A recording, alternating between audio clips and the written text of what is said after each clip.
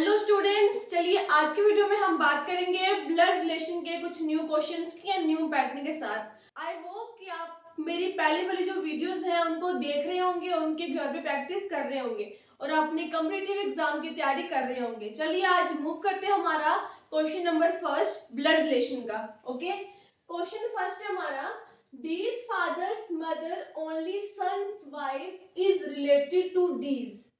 आपको क्वेश्चन में क्या बोला गया है, जो डीज के फादर है, डी एक कुछ भी ले लो, मेल हो गया फीमेल हो गया। ओके, डीज फादर्स मदर, ये जो क्वेश्चन है शॉर्ट क्वेश्चन है, बट जो उसकी डायग्राम होगी वो क्या थोड़ी लेंथी ड्रॉ होगी। क्यों? जो क्वेश्चन शॉर्ट होते हैं, उनकी जो डायग्राम्स होती है वो बड़ी टिपिकल होती है, तो इससे आपको ध्यान से समझना है और साथ ही साथ ड्रॉ करनी है। ओके, क्वेश्चन हमारा डीज फादर, जो डीज का फादर है, साथ साथ में डायग्राम ड्रॉ कर रही हूँ, जहां से नहीं समझ आए तो आप कमेंट सेक्शन में लिख सकते हैं। ओके, जो फादर है वो प्लस होगा, मेल है सिंबल इसका। देन आगे क्या बोल रहा है, डीज फादर्स मदर, मतलब डी के फादर की मदर, तो यहाँ पे क्या आ जाएगा, मदर आ जाएगी, तो ये क्या होगी, डीज की ग्रैंड मदर होगी ना। अगर ये फादर है, जो डीज के फादर की मदर है, मतलब ये इसका क्या हुई, ये इसकी मदर हुई और ये इसकी क्या हुई, ग्रैंड मदर होगी। ओके, आगे मूव करते हैं। ओनली सन, क्या बोल रहा है, डीज के फादर की जो मदर है, इसका इकलौता बेटा, लिखा हुआ है ना ओनली सन, इसका मतलब है कि इकलौता बेटा कौन हुआ, यही हुआ डीज फादर, है ना।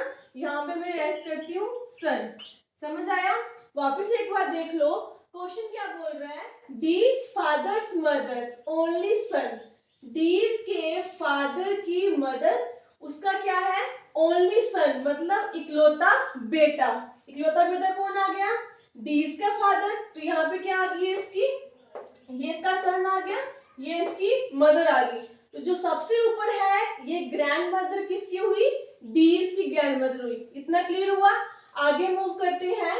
सन्स वाइफ, मतलब डी के फादर्स की मदर का जो इकलौता बेटा है, ये आगे उसकी वाइफ, मतलब डीज के फादर की वाइफ, दिस सिंबल क्या पढ़ी उसके मैंने, कपल का, टू लाइन पढ़ी उसकी, वाइफ है तो माइनस का सिंबल आएगा, फीमेल है। इतना क्लियर हुआ? अब आपको क्वेश्चन में क्या पूछा गया है, wife is related to these age, आपको डायग्राम ड्रॉ कर दी, उसके बाद क्या पूछा है कि जो वाइफ है वो डी की रिलेशन में क्या लगती है। अब देखो इस डायग्राम को वापस रिपीट करती हूँ, डीज की फादर की मदर, डीज का फादर, ये इसका सन हो गया, है ना। देन आगे देखो, फादर की मदर, तो ये इसका सन हो गया और ये इसकी मदर होगी। जो सबसे ऊपर है मदर फादर की, ये इसकी डीज की ग्रैंड मदर होगी। अब उन्होंने क्या बोला है, सन्स वाइफ, मतलब ग्रैंड मदर का जो बेटा है, जो डीज का फादर है उसकी वाइफ, तो क्या होगी, डीज की वाइफ होगी ये। अब वो क्या पूछा है कि ये इस वाइफ का और डी का क्या रिलेशन है। साफ पता लग रहा है यहाँ पे कि जो डी है वो इसका क्या है, सन है, तो ये अगर इसकी वाइफ हुई तो ये डी की क्या लगी, मदर लगी। ये रिलेशन बन रहा है ना वाइफ और डी का, मदर का। साफ साफ डायग्राम में दिखाई दे रहा है कि जो वाइफ है वो डी की क्या लगी, मदर। कैसे? क्योंकि जो डी है वो फादर है, सॉरी जो डी है वो सन है किसका, इसका, तो ये आगे इसकी क्या होगी, वाइफ होगी। देन ये वाइफ और डी का क्या रिलेशन है, मदर का। इतना क्लियर हुआ? तो हम ऑप्शन में चलते हैं। हमें ऑप्शन क्या गिवन है, फर्स्ट है हमारा ग्रैंड मदर, सेकेंड है मदर, थर्ड है आंट और फोर्थ है कैन नॉट बी डिटरमाइंड। तो ऑप्शन बी हमारा क्या हो जाएगा, राइट ऑप्शन हो जाएगा। इतना क्लियर हुआ? कैसे क्वेश्चन सॉल्व करना है, क्वेश्चन बिल्कुल शॉर्ट है बट ये क्वेश्चन ट्रिकी है। अक्सर बच्चे तो क्या करते हैं, अक्सर बच्चे इन क्वेश्चंस में मार खा जाते हैं और ये क्वेश्चन जो है वो एग्जाम में गलत करके आते हैं। इसको गलत नहीं करना, आपने इनकी घर प्रैक्टिस करनी है, वेरी सिंपल और ट्रिकी क्वेश्चन है, अगर आप इनको सॉल्व करोगे तो आपको इजीली सॉल्व हो जाएंगे। ओके, चलिए मूव करते हैं हमारा question number 2। P's father's father is the husband of Q's mother's mothers। अब देखो ये क्वेश्चन भी क्या आया है, टिपिकल क्वेश्चन है बट वेरी सिंपल क्वेश्चन है। आपको बस क्या किया हुआ है, रिलेशंस को आगे एक्सटेंड करके क्वेश्चन पुट किया हुआ है। ओके, चलिए इसको सॉल्व करते हैं। P's father's father मतलब P आ गया सबसे लास्ट में। ओके, P's का फादर, इसके ऊपर सिंबल आएगा फादर, मेल है तो प्लस का सिंबल आएगा। ओके, देन आगे पढ़ते हैं।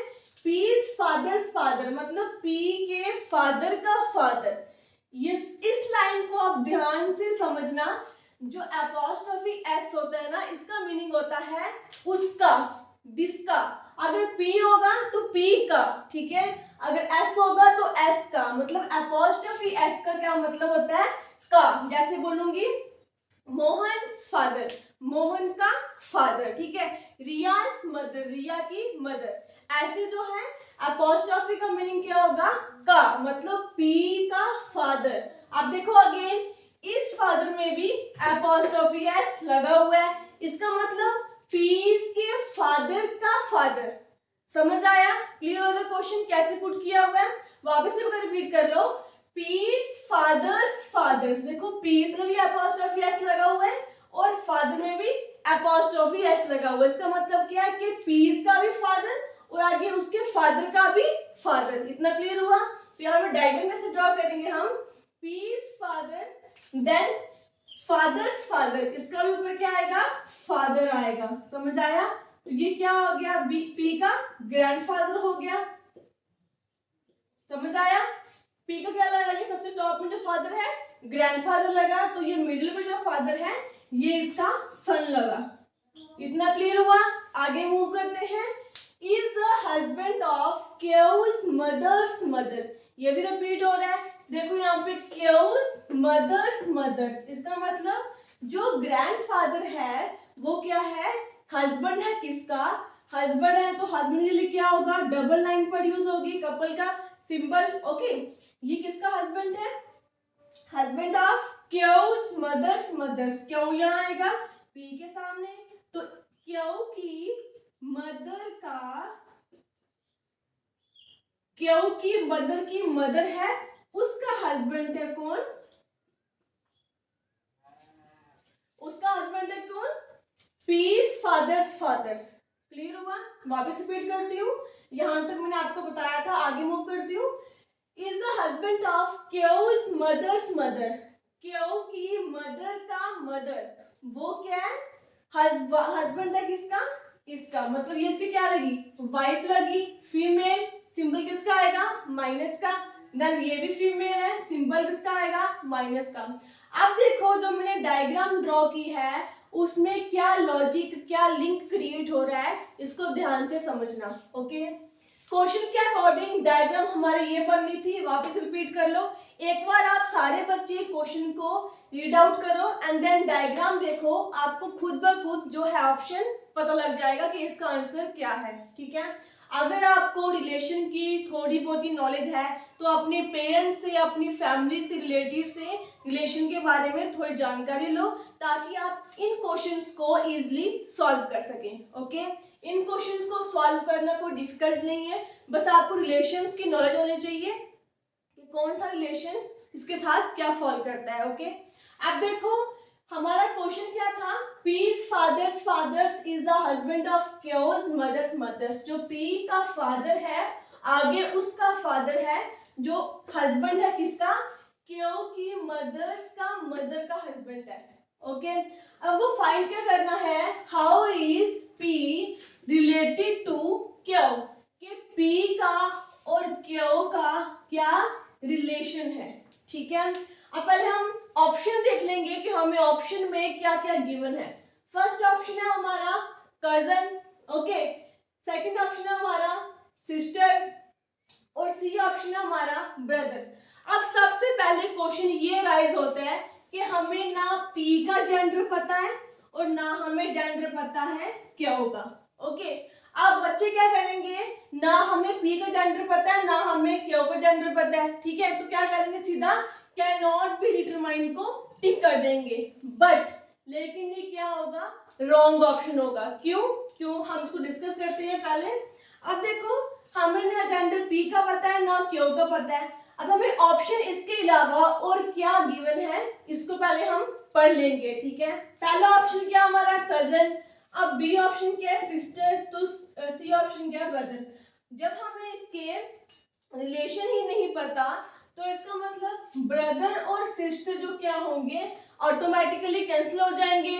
क्यों, अगर हमें इनका जेंडर पता होगा तब भी हम आइडेंटिफाई करेंगे जो पी और क्यू का क्या रिलेशन है या क्यू और पी का क्या रिलेशन है ना। फर्स्ट स्टेप तो ये हुआ कि हमें इनके जेंडर नहीं पता, तो ऑप्शन बी और सी क्या हो जाएंगे, ऑटोमेटिकली डिलीट हो जाएंगे, कैंसिल हो जाएंगे। ओके, इतना समझ आया। अब क्या बचा, जो फोर्थ ऑप्शन था कैन नॉट बी डिटरमाइन, ये कब आएगा, जब हमें किसी के जेंडर ना पता हो। लेकिन इस क्वेश्चन में जो फोर्थ ऑप्शन है, सबसे फर्स्ट ऑप्शन जो है वो क्या है, कजन है। अब देखो कजन में क्या होगा, कजन अगर मेल है या फीमेल है रहेंगे तो कजन ही। जैसे आपके घर में चाचू के ताऊ के जो भाई बहन होंगे, उनके जो आगे सन जो डॉटर होंगे, उनको आप क्या बोलोगे, कजन्स बोलोगे। तो आप वहां पे पर्टिकुलरली जेंडर को मेंशन नहीं करते कि ये फीमेल है या मेल है, आप सारे इकट्ठे को कजन्स ही बोलोगे, बीच में उसके मेल भी आ जाएगा और उसके फीमेल भी आ जाएगा, है ना। इतना क्लियर हुआ। तो जो हमारा फोर्थ ऑप्शन है वो ऑटोमेटिकली क्या हो जाएगा, डिलीट हो जाएगा। क्यों, क्योंकि इसके अलावा भी क्या हमें ऑप्शन गिवन है, कजन्स। तो हम इसको क्या पुट करेंगे, पी और क्यू आपस में कजन्स हो सकते हैं। ओके, इतना क्लियर हुआ। हमें जेंडर ना पी का पता है ना क्यू का पता है, बट इतना पता है जो पी का फादर है वो हस्बैंड है किसका, क्यू की मदर्स का मदर। मतलब ये इतना बड़ा जो रिलेशन आपको ड्रॉ किया है डायग्राम में, कुछ तो रिलेशन होगा पी और क्यू के बीच। इतना क्लियर हो गया सबको। वेरी सिंपल क्वेश्चन है, ध्यान से समझना क्वेश्चन को। पी और क्यू का कुछ ना कुछ रिलेशन जो है वो फाइंड आउट हो रहा है, तो इसका मतलब कैन नॉट बी डिटरमाइन तो हो नहीं सकता, और ब्रदर और सिस्टर्स वो ऑटोमेटिकली डिलीट हो जाएगा। तो बचा क्या हमारा, कजन। तो ऑप्शन ए हमारा क्या हो जाएगा, राइट ऑप्शन हो जाएगा। ध्यान रखना, इस तरह के क्वेश्चन जो है वो एग्जाम पैटर्न में ज्यादा पूछे जाते हैं और अक्सर सारे बच्चे जो है वो इस क्वेश्चन को गलत मार्क करके आते हैं, ठीक है। अब इस क्वेश्चन को आप घर पे ट्राई कीजिएगा। इन दोनों क्वेश्चंस को न्यू पैटर्न है, ट्रिकी क्वेश्चंस है, और ये क्वेश्चन की स्टेटमेंट क्या है, बिल्कुल शॉर्ट है। ओके, आई होप आपको ये दोनों क्वेश्चन जो है आज के समझ आ गए होंगे। हम बात करेंगे कल की वीडियो में कुछ न्यू क्वेश्चन के साथ ब्लड रिलेशन के। आज की वीडियो में इतना ही, धन्यवाद।